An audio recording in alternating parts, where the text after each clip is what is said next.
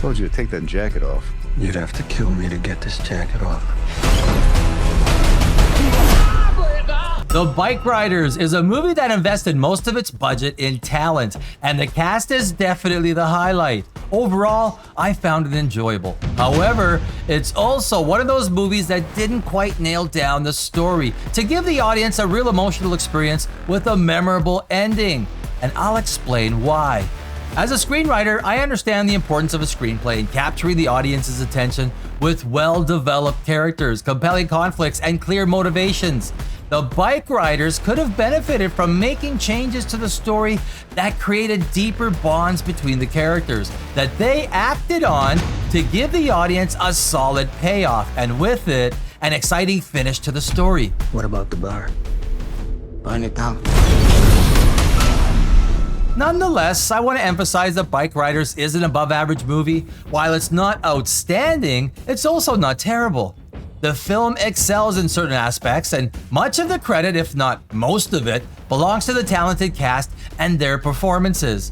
Jodie Comer, Tom Hardy, Austin Butler, Michael Shannon, Norman Reedus, and the rest of the cast delivered an exceptional performance, which greatly contributed to the movie's appeal. Logical decision, logically arrived at. Jeff Nichols was the writer and director, and he describes the movie as being inspired by real people, but not based on a true story. But when you think about it in a way, this kind of applies to most movies. But the movie felt genuine and tried to engage the audience with a raw and edgy sort of feel.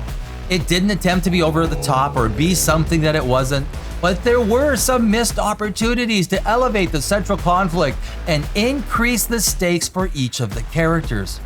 The movie did do a great job developing its characters to give them real distinct reasons and backgrounds to exist in the story. The presentation was well done, with all of the production elements hitting the mark.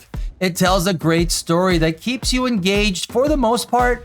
However, like I said, this movie missed its mark in some aspects, and honestly, it had so much more potential. Oh, well, that's good, I guess. The screenplay lacked a real central conflict that could have driven the story and its characters. It seemed like the initial setup with Austin Butler, Jodie Comer, and Tom Hardy, it was there. It had some real potential. But then it felt like Jeff Nichols prioritized staying true to the events of the book rather than emphasizing the emotional connections between the main characters, which would have easily raised the stakes. The movie had a consistently slow pace, staying mostly in second gear, with only brief moments of energy, kicking it up a notch into third.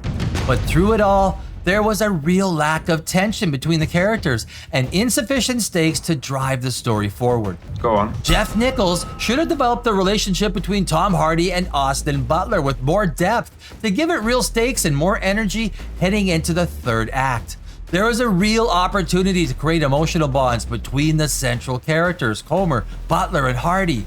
Although the movie initially showed promise and felt like that's where things were heading, it failed to really amplify these bonds or to have the characters act upon them as the story progressed. A stronger bond between Butler and Hardy could have heightened the tension between Comer, Butler, and the entire motorcycle gang as the plot developed. Unfortunately, Nichols opted for a straightforward story with minimal emotional impact and consequences as actions of the characters remained subdued right up until the end. Well, that sucks. I found the ending to be more disappointing than satisfying. For the last 45 minutes, I was waiting for the story to pick up and for the characters to really dedicate themselves to each other, to amp up the emotional stakes and really fire up the ending, but nothing happened. I was expecting some kind of revenge story to take root or a deeper tragedy to unfold, but that didn't happen either. It felt like it was a missed opportunity for Jeff Nichols to create stronger emotional bonds between the characters and to give the audience a clear understanding of who these characters were, that they were really dedicated to each other, brothers in arms in the end, and each would react and ultimately take action. But it just ended without any feeling of satisfaction or even despair. But overall, The Bikeriders is a well-executed movie, and it's worth watching. It has depth, and at times it has energy, but it could have been so much more dynamic. The characters are well developed, but their bonds should have been portrayed more deeply to provide a meaningful payoff in the end. The screenplay caused the movie's pacing to be consistently slow all the way through, but the talented cast pulled the movie up and made it a pretty good watch overall. On a scale of 1 to 10, I'm giving the Bikeriders a score of 7.0.